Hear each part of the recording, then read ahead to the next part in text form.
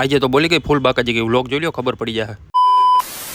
તો good morning અને હર હર મહાદેવ. અમેરિકાથી આવેલ જેકેટ પહેરીને આપણે થઈ ગયા હતા રેડી. સોરી હજી તો અમેરિકન જેકેટ પહેરવાનું જ ભૂલાઈ ગયું. હાલો પહેરી લઉં. કેમ પણ અમેરિકન જેકેટ પહેર્યા પછી હું ધોરા બગલા જેવો લાગુ હું કે નહીં? કોમેન્ટ કરો જી કેવો લાગુ હું. પછી હું હોય માણકીને બહાર કાઢીને આપણે ચડી ગયા હતા સીધા રોડે.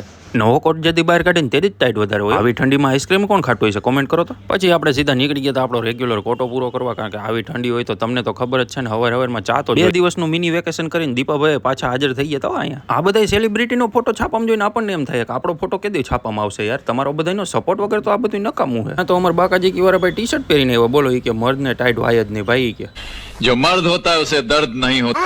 આ એક દિનની રજા જાય તો કામ મારું બેટું જાજુ આવવા માંડે. હમણાં જાજુ આવે ઓછું આવે, કામ તો કરવું જોઈએ. કામ પતાવી લીધું ને ત્યાં તો 12 થઈ ગયા. એટલે પછી તમને તો ખબર જ છે કે આપણે 12 વાગે એટલે ભાગી ક્રેન વાળા ભાઈ બીજી બધી વસ્તુ ઉપાડી લે, પણ હું મારા દુઃખનો વજન ઉપાડી શકશે? અરે ભાઈ સોરી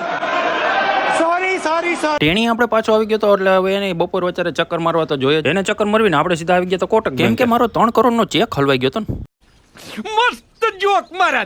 વાગી ગયા હતા 4 ને આપણે લાગુ પડ્યું કામે, કારણ કે આજ કાચ સાફ કરવાનો વારો આપણો. કાચ સાફ કરીને હજી જેવો નવરો થયો ને ત્યાં તો આખી પારી ભરાઈ ગયેલી હતી. બોલો હાલો, મેં કામમાં ધડબડાટી બોલાવી દીધી, તમે ફોલો કરતા જાઓ.